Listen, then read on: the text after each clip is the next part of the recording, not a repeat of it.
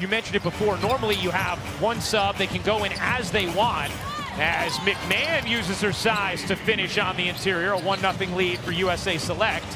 Hailey Van Lith right into the body, can't finish. After the miss, defensive team has to take it back beyond the three-point line. And you see how quick it is. There's a 12-second shot clock that resets as soon as the ball gets the rebound, as soon as the team gets the rebound. So the shot clock resets before you clear it outside the three-point line. It's hectic and exciting. As Van Lith had their shot blocked, and McMahon trying to save it, got it to Howard. Ryan Howard, just back from injury, fires away. Remember, 3s are 2s in this game, and it's first to 21 or whoever has the higher score after 10 minutes. Michaela Williams, the SEC Freshman of the Year, can't hit the 3, and that's out of bounds finally for a blow, and now subs will come in. And all 6 players on the floor are thrilled that the ball just went out of bounds. It is exhausting playing 3x3 because you're in constant motion. It's not like there's an opportunity to jog down the floor like in a normal 5-on-5 game. Right. Nice pass, Burdick to Hamby, who lays it in. What a year Dearica Hamby is having, and terrific to know she's going to Paris to represent Team USA. Here's Burdick, an experienced 3x3 player, off to Howard. Can't hit the 3, because Rebecca, 3x3 is also, it's not just about putting together the most talented players, it's about fit as well. And it's just a different style of play. So Sierra Burdick, one of those players who has been playing it for a lot of years, makes everyone else around her better. Hamby lays it in off the delivery from Howard, and it's tied at 2. And you see the shot clock starts going the second you get that rebound, and you got to get it back beyond the arc to get your possession going. And one of the strategies defensively is denying the pass back outside the arc to make the shot clock go down.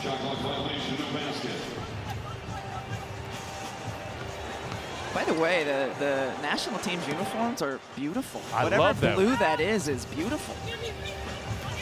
Van Lith transferring to TCU for a collegiate season coming up. Michaela Williams able to secure it. And another thing to point out, the basketball is different from the one that you use. Nice move in the 5-on-5 game.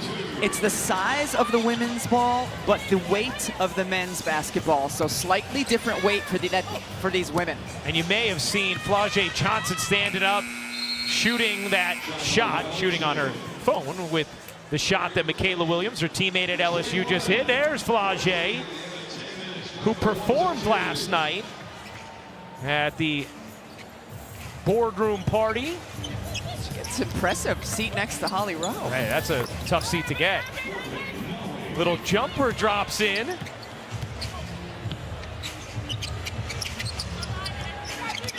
Here's Van Lith dumping it down. Hamby able to finish over Lucy Olson, who's transferring to Iowa for this season.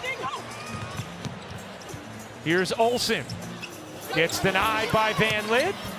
A 5-3 lead for the USA Select team, the U23 team for 3x3. Wow, that was some pass from Sierra Burdick, and a foul on Michaela Williams that will send Hamby to the line. And you know what?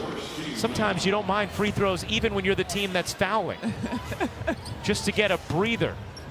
And ideally you don't foul when they're shooting, though. Sometimes you'll see somebody take a foul. Holly?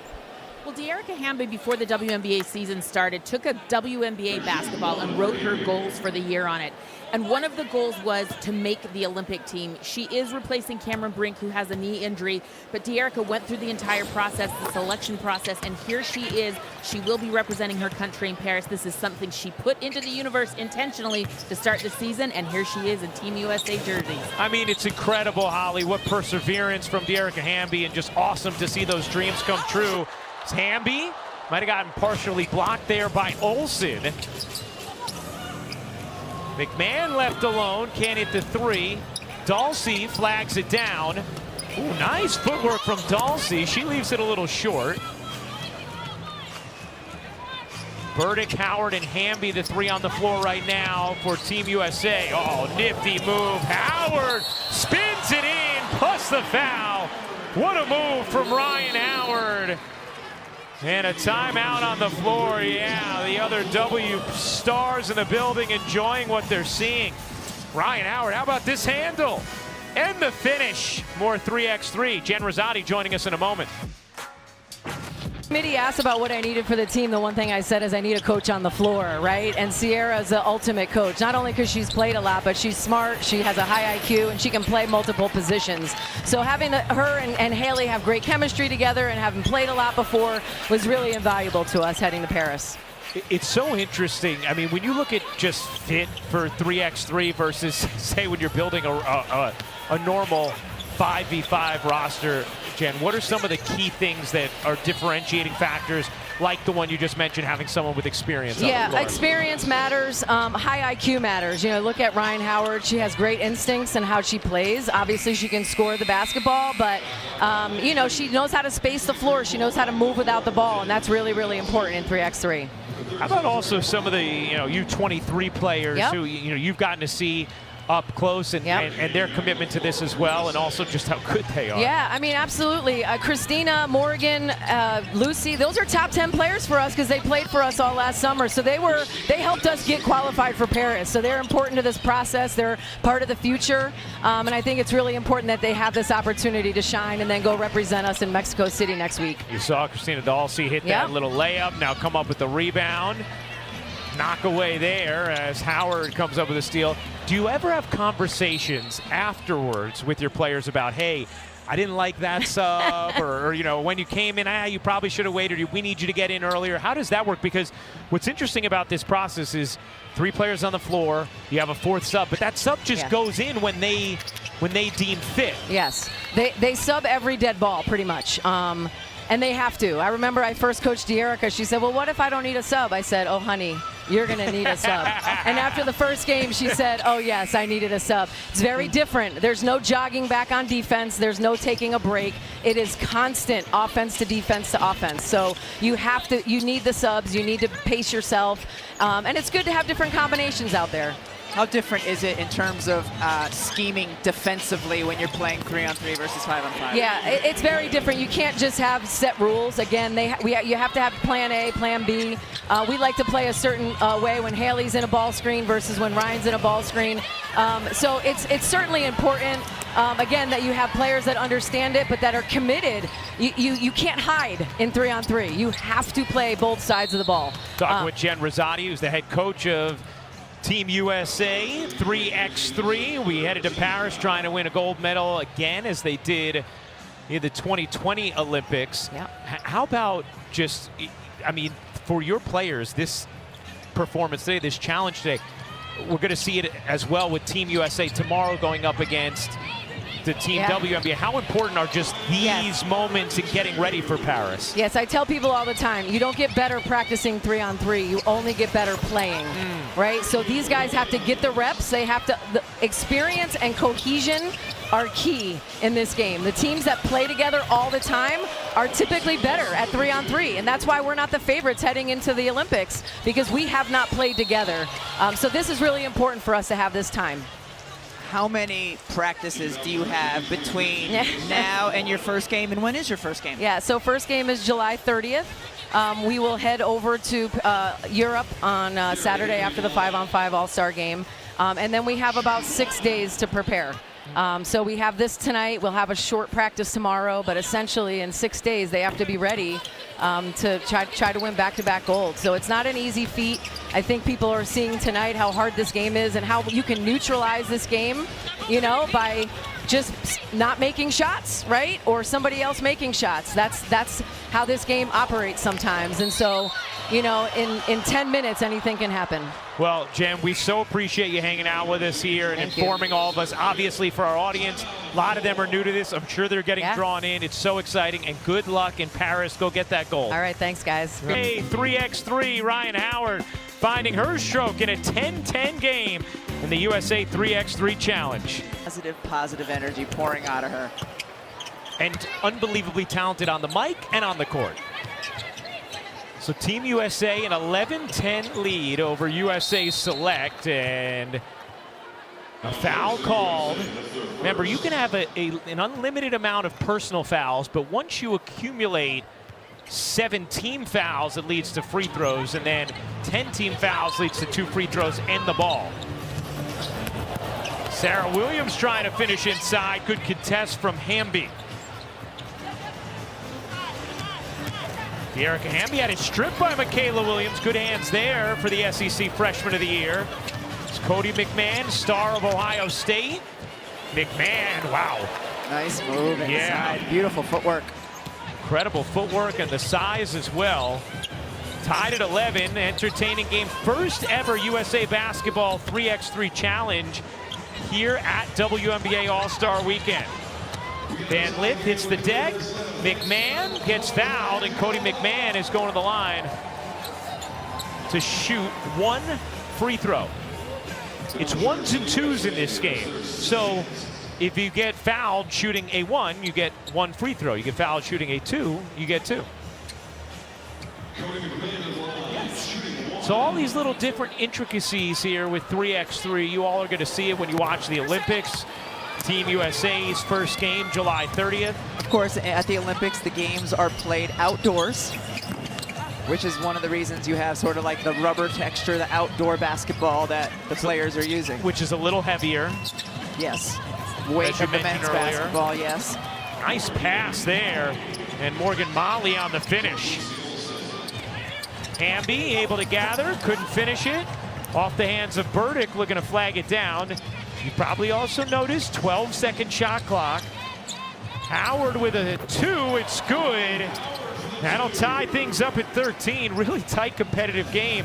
Lucy Olson transferring to Iowa after averaging over 23 points per game at Villanova a season ago. Boy, I mean, Rhyne Howard is just such a ridiculous scorer. And the last couple possessions, you see one of the reasons she's so important to this 3x3 team. And this has been a slow start shooting-wise for both of these teams. Often the games do not go to the full time limit because they get to 21. But she senses, she knows the clock is running down. I mean, like, stepping back, 6'2", draining it. Van Lith trying to find Hamby, could not. Step back 3 is good. Michaela Williams shot a look over to Flau'jae Johnson and Anissa Morrow after tying at 15. We also should mention Cameron Brink, who would have been a part of this 3x3 Team USA team if not for tearing her ACL. Our best wishes go out to Cam, who's such a wonderful young woman. Dearica Hamby, as Holly talked about, sliding into that opportunity, was ready for it.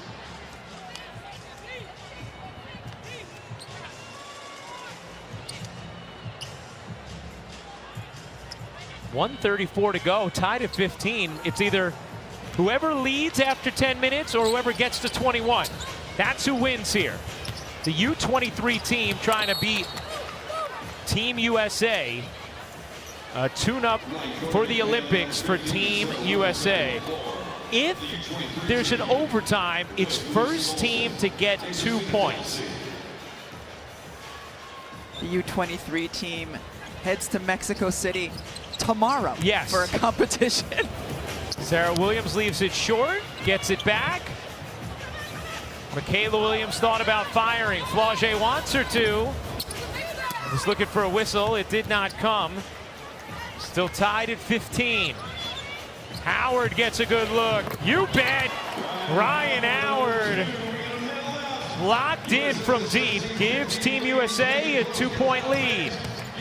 McMahon with urgency gets denied, and a jump ball. Sierra Burdick with the stoning. And on that Rhyne Howard 3, Sierra Burdick got the ball up top, quickly passed to her left, screened away for Rhyne Howard to help her get her open. Those are the things Jennifer was talking to us about with Sierra Burdick, just knowing how to play, making her teammates better. How about Howard with 10 points?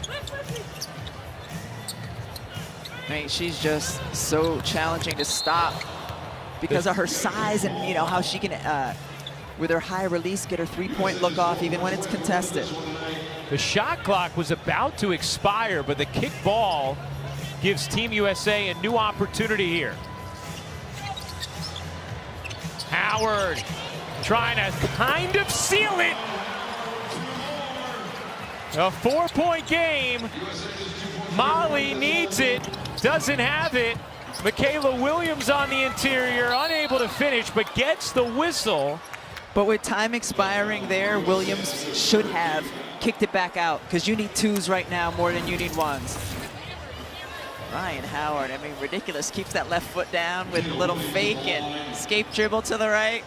Yeah, Renee Montgomery, part of the ownership of the Atlanta Dream. Loving what her young star is doing here. Ryan Howard has 12 of the 19 points for Team USA. Burdick secures the rebound. Howard, one more. Not that time. Would have ended the game. Need twos. Williams can't hit. They need twos again. The fall away won't go. Time running out. Dulcie lays it in. Howard, why not?